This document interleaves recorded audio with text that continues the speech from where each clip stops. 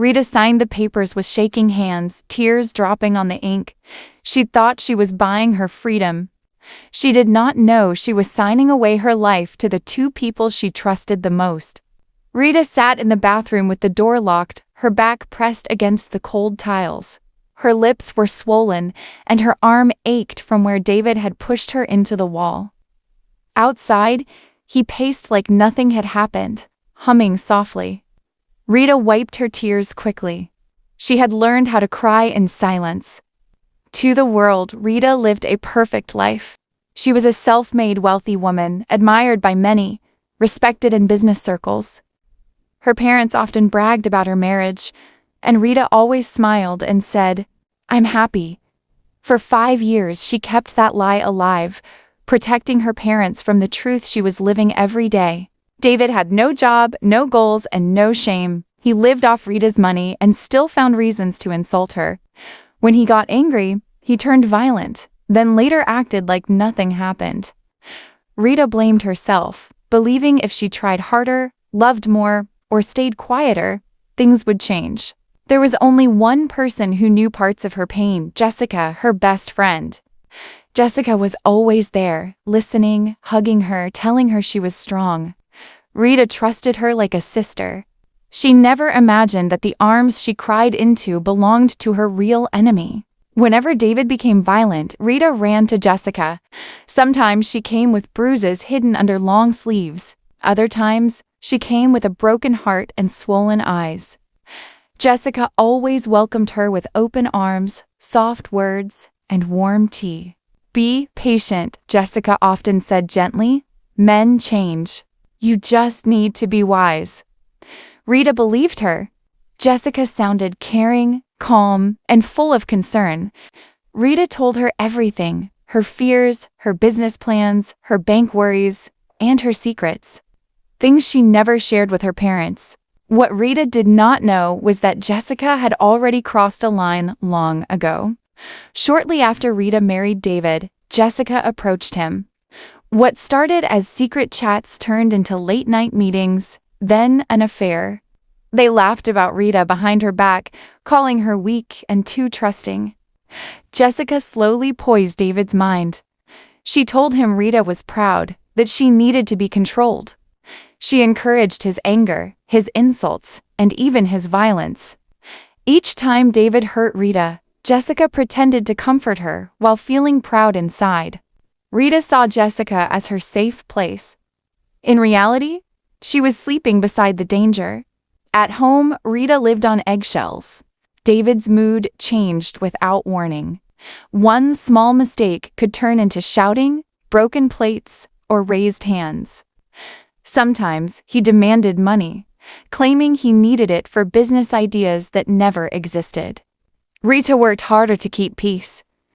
She paid the bills, bought gifts, and apologized even when she did nothing wrong. At night, she cried quietly so David would not hear her. She told herself she was strong enough to survive. Jessica played her role perfectly. She sometimes hinted that Rita should sign some properties under David's name to make him feel like a man. She said it casually, like friendly advice. Rita hesitated but trusted her friend's words. Unknown to Rita, Jessica and David planned everything together. The abuse was no longer just anger, it was strategy. They wanted Rita broken, scared, and desperate enough to give up control of her wealth. The trap was slowly closing and Rita was walking into it with her eyes wide open. One night, David's violence went too far. He pushed Rita down the stairs and she lay there shaking, pain shooting through her body. Something inside her finally broke. She realized she could die if she stayed. She called Jessica, crying and gasping for breath. Jessica rushed over, acting shocked and angry. "You must leave him," she said firmly. "I'll help you. You can stay with me." Rita felt relief for the first time in years. She packed a small bag and left the house quietly. Jessica drove her away, promising safety. Rita believed she had escaped hell, but behind the wheel, Jessica smiled to herself. This was the plan. David knew exactly where Rita was going. The escape was not freedom, it was the final stage. Rita rested at Jessica's house, unaware that every move she made was being reported back to David. A few days later, Jessica told Rita she needed legal protection. She brought documents, saying they were for safety, divorce preparation, and asset protection. Rita was tired, weak, and emotionally broken. "Sign here," Jessica said softly. "It's for your future." Rita hesitated, but Jessica sounded sure. She reminded Rita of the abuse, the fear, and the pain. She promised everything would be over soon. With shaking hands, Rita signed. That night, David and Jessica celebrated together. Rita had signed over most of her wealth without knowing. The abuse, the escape, the comfort, everything was staged. Rita slept peacefully, not knowing she had just lost almost everything. Few weeks later, some things began to feel wrong. Rita noticed Jessica taking phone calls in secret. She overheard her mention property names that only David knew about. Her heart began to race with fear. One evening, Rita saw a message on Jessica's phone by accident. It was from David. She signed everything. "Well done." The room spun. Rita's hands shook as the truth slowly hit her. Her best friend and her husband had destroyed her together. She realized the abuse was never random. It was planned. Rita confronted Jessica that night. Her voice was calm, but her eyes burned with pain. Jessica laughed and stopped pretending. She admitted everything: the affair, the manipulation, the plan. "You were too easy," Jessica said coldly. "You trusted too much." Rita felt broken. She couldn't believe eyes. But something stronger rose inside her, anger mixed with clarity. She was hurt, but she was not finished. As she walked out into the night, Rita made a silent promise to herself. She would not stay a victim. This was not the end. It was the beginning. Rita did not sleep that night. She walked for hours, her mind replaying every moment she had shared with Jessica and David. Every hug, every word of comfort now felt dirty and planned. By morning, she found herself sitting on a park bench, watching people rush past, living normal lives. For the first time in years, she allowed herself to feel anger instead of fear. She checked her accounts and confirmed her worst fear. Properties, shares, and money had been moved legally. The papers she signed had done their job. Rita felt sick, but she refused to collapse. She reminded herself of how she built her life from nothing. If she did it once, she could do it again. Instead of running back to her parents, she chose silence. She needed a clear head, not pity. She booked a small hotel room under a different name and began to plan. This time, she would not act with emotion. She would act with sense. Rita returned to her office quietly. Some staff were surprised to see her, and others avoided her eyes. Rumors had already started. She sat at her desk and opened old files, contracts, and emails. She searched for mistakes, for loopholes, for proof. Late in the evening, she met an old business lawyer, Mr. Howard, someone who had once advised her before marriage. She told him everything without hiding the truth. He listened carefully, his face serious. "This was manipulation," he said calmly. "And manipulation leaves traces." David grew careless.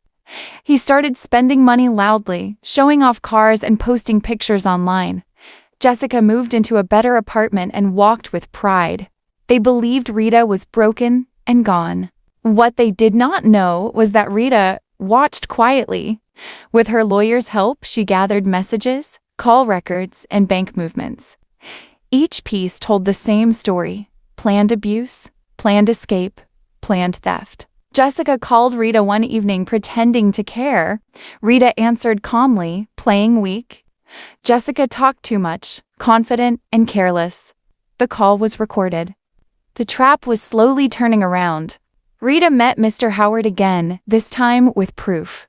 Messages showing planning, recorded calls, and witnesses from staff who had seen bruises and heard threats. The case was stronger than Rita expected. "You are not just abused," the lawyer said. "You are robbed." They filed quietly, no noise, no warnings. Rita stayed invisible while the law moved. The fear that once ruled her life was fading.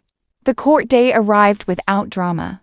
David walked in confidently until he saw Rita sitting calmly beside her lawyer. Jessica's smile disappeared. As evidence played, the room changed. Messages were read aloud. Calls were played. The judge listened closely.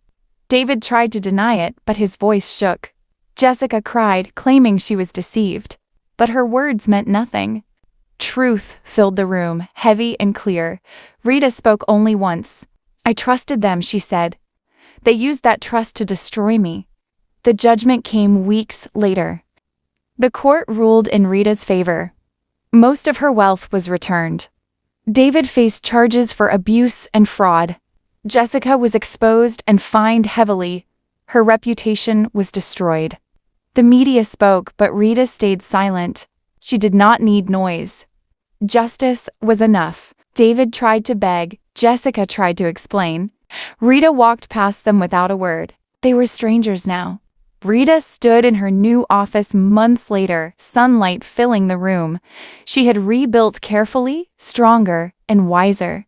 She told her parents the truth at last, and they held her with love, not blame. She learned that not all enemies come with anger. Some come with smiles and open arms. Rita did not just survive betrayal. She rose above it. And this time, her life truly belonged to her. If this story moved you, don't forget to like and subscribe for more powerful stories of betrayal and survival.